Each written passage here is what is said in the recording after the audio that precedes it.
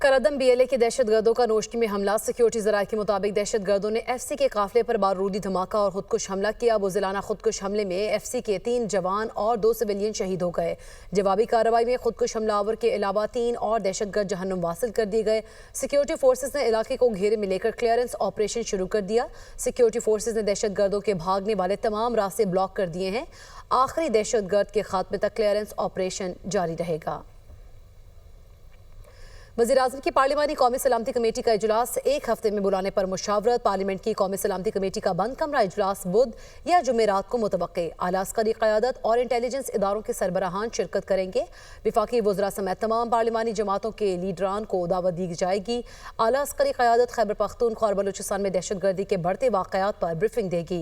पार्लिमानी committee में आइंदा की हिकमत अमली मंजूर की जाएगी, जबकि बिलावल भुट्टो की नेशनल एक्शन प्लान 2 की तजवीज़ का जायज़ा भी लिया जाएगा। कौमी एक्शन प्लान पर अमल दरामद का भी जायजा लिया जाएगा।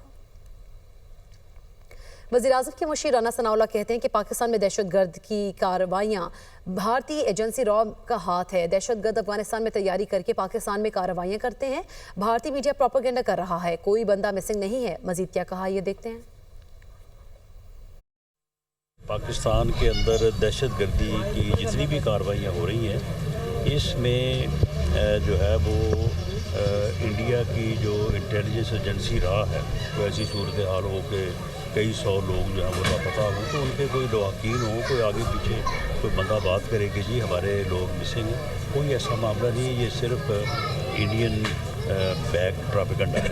वही गुफ्तगू जो है वो वही प्रोपेगेंडा और वही जो है वो एक बेराह रवी का जो प्रोपेगेंडा है वो इंडियन जो है वो मीडिया कर रहा था, और वही वो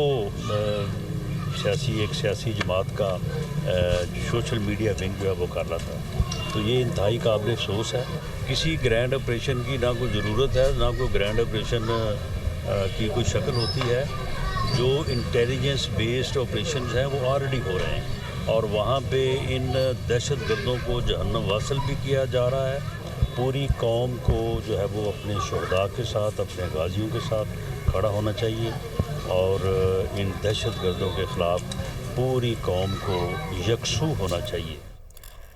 वफाकी वज़ीर एहसन इकबाल कहते हैं कि बहादुर जवानों के होते हुए मुल्क को कोई मैली आंख से नहीं देख सकता। हमारे दुश्मन CPEC और बलूचिस्तान की मादनियाती तरक्की को रोकने की मज़मूम कोशिश कर रहे हैं। शक्करगढ़ में पाक फौज के शहीद जवान अकमल हुसैन की लवाहिकीन से मुलाकात के बाद मीडिया से गुफ्तगू कर रहे थे। मज़ीद क्या कहा, ये देखते हैं। पाकिस्तान अपने मफादात का पहले भी साबित कर चुका है कि दिफा करने की सलाहियत रखता है, और वो लोग जो हमारे मुल्क के अंदर दराअंदाज़ी या दहशत गर्दी कर रहे हैं, हम उनके ख़िलाफ़ मौसर कार्रवाई करने की सलाहियत भी रखते हैं। रहमान साहब हमारे पुराने दोस्त हैं, और वो इंशाअल्लाह ताला उन्हें हम कभी नाराज़ नहीं होने देंगे। मैं सवाल करना चाहता हूँ कि इनकी वफादारी किसके साथ है? क्या दहशत गर्दों के साथ है, या पाकिस्तानी कौम और पाकिस्तान की हिफाजत के लिए लड़ने वाले हमारे बहादुर जवानों के साथ है? ये अफसोसनाक बात है कि एक सियासी जमात ने अपनी सियासत को मुल्क के मफाद, मुल्क के रियासत के मफादात से ऊपर रखा है, और हर चीज़ में वो सियासत करने की कोशिश करते हैं। वज़ीर ममलिकत बराए रेलवे बिलाल अज़हर कियानी कहते हैं कि 2013 में नवाज शरीफ की क़यादत में कौम मुत्तहिद हुई और दहशत गर्दी का खात्मा किया। पाकिस्तान एक बार फिर दहशत गर्दी के खिलाफ जंग जीतेगा। हम अपनी बहादुर सिक्योरिटी फोर्सेस को खराज तहसीन पेश करते हैं। सिक्योरिटी फोर्सेस ने कामयाब ऑपरेशन करके यरगमालियों को बचाया है। और मैं उन अफवाज पाकिस्तान के जवानों को भी सलाम पेश करना चाहूँगा जिन्होंने इन 33 दहशत गर्दों को जहन्नुम वासिल किया इसी ऑपरेशन में जाफर एक्सप्रेस के। तो अल्लाह ताला हमारे मुल्क को सलामत रखे, और इंशाअल्लाह हम सब ये दहशत गर्दी की जंग मिलकर जीतेंगे भी, और अपने जवानों के पीछे हमेशा खड़े होते हुए नज़र आएंगे। जी, आपको भारत की भी सहूलतकारी नज़र आई।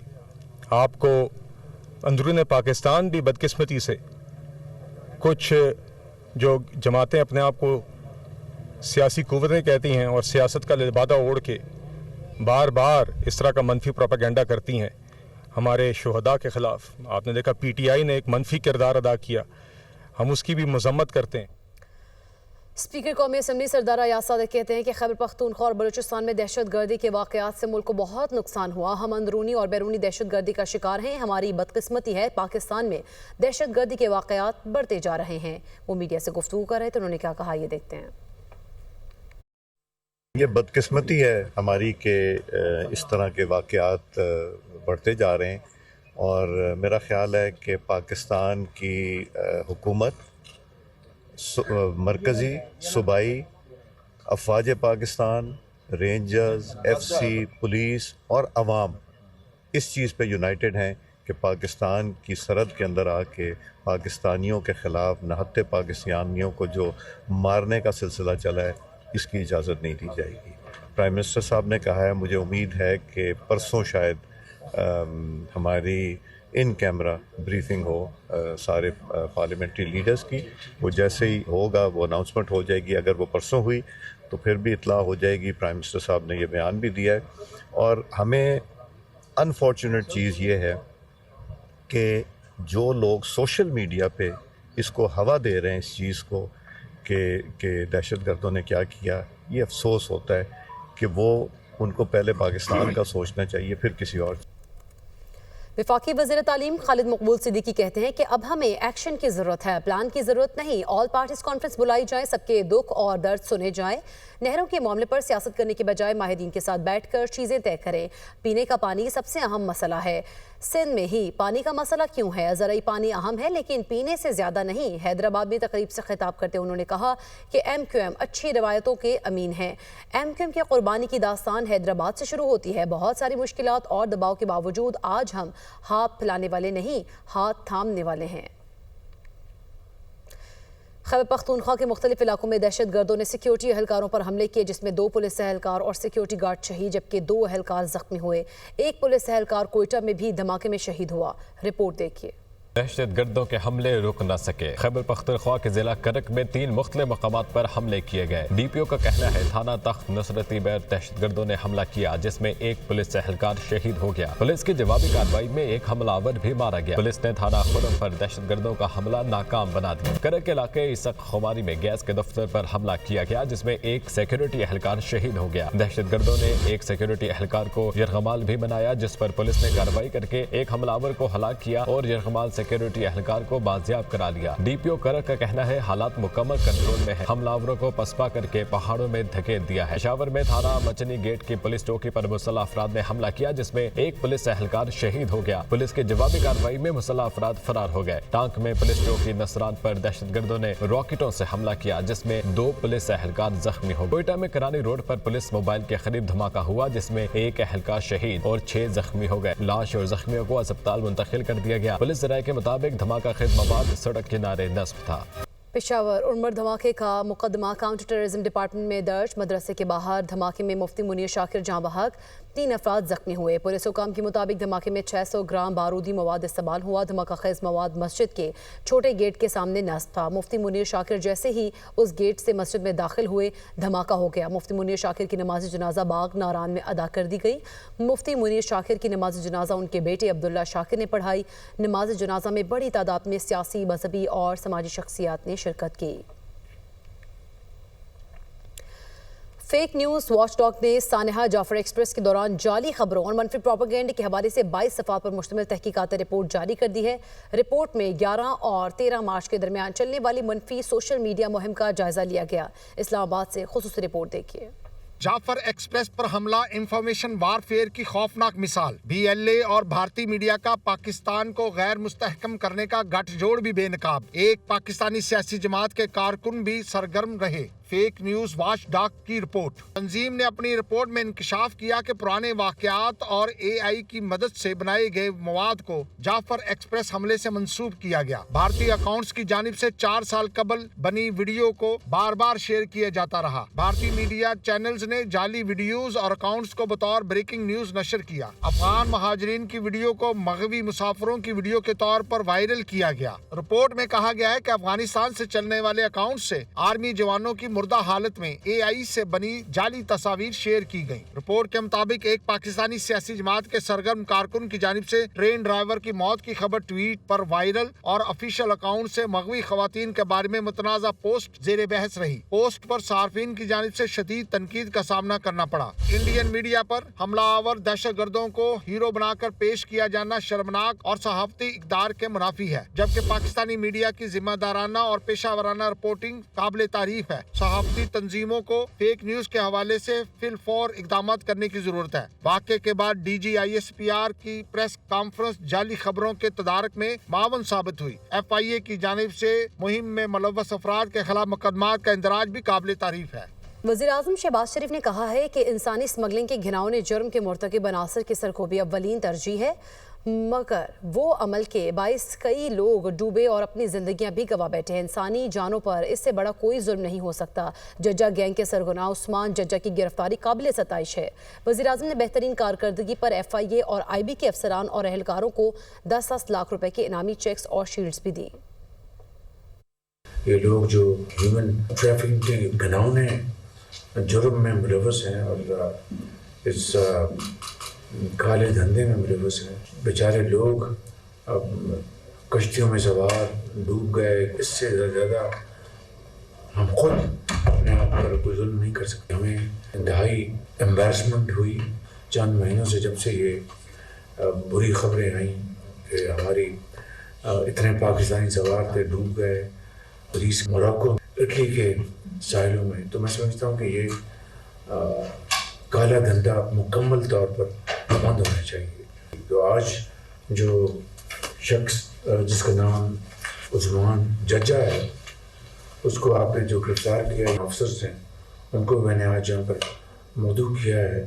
आप ही की रिकमेंडेशन DGIB की और DGFI के रिकमेंडेशन पे और सेक्रेटरी इंटीरियर की, तो उनको मैंने यहाँ पर मौजू किया है। उनको कौम के सामने उनको बताना चाहते हैं कि आपने बहुत एक शानदार काम सर अंजाम दिया है। सदर मुस्लिम लीग नून नवाज शरीफ और वज़ीर आला पंजाब मरीम नवाज की ज़ेर सदारत इजलास तारीख़ी विरसे की बहाली और महफूज करने के लिए Lahore authority for heritage revival कायम।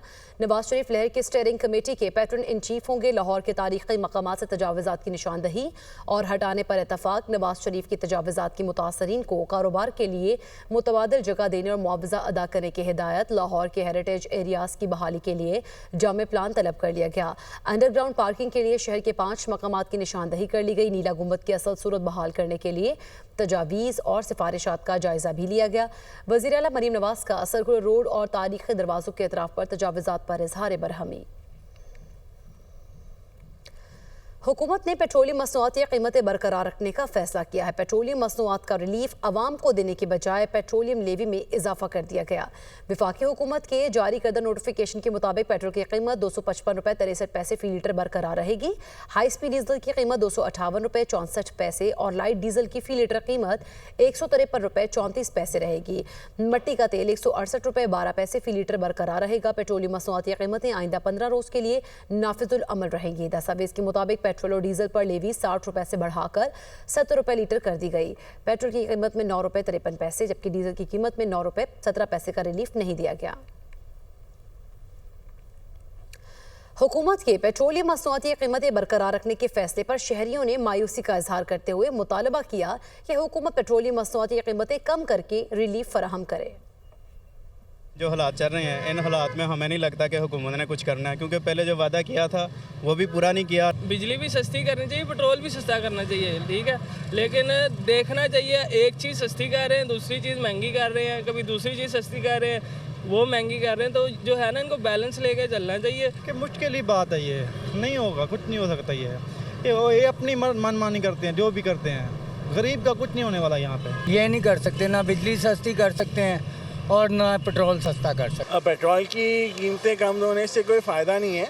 एक्चुअली जो कमोडिटी प्राइसेस है वो तो बढ़ चुकी हैं, वो कभी रिवर्स नहीं होती। اور مہنگائی اپنے جگہ پہ مینٹینڈ ہے بلکہ بڑھتی جا رہی ہے. کم کرنے سے کوئی خاص فرق نہیں پڑتا ہے. مزید چیزیں ہیں جس کے اوپر حکومت کو توجہ دینا چاہیے. جو روزمرہ کی اشیاء ہے اکثر یہی ہوتا ہے کہ کم ہو رہا ہوتا ہے تو پھر واپسی وہی قیمت ہوتی ہے, ملتا ہے اسی چیز پہ اسی قیمت پر ہی ہے. اگر وعدے کی پابندی یا جو بات کہتے ہیں اس پر سچ عمل کیا جائے تو یہ حالات نہ ہو. کوئی سمجھ نہیں آتی حکومت کی کیا کرنا چاہتے ہیں کیا نہیں کرنا چاہتے. ابھی تک تو ہوا نہیں کبھی ایسا, ہو جائے تو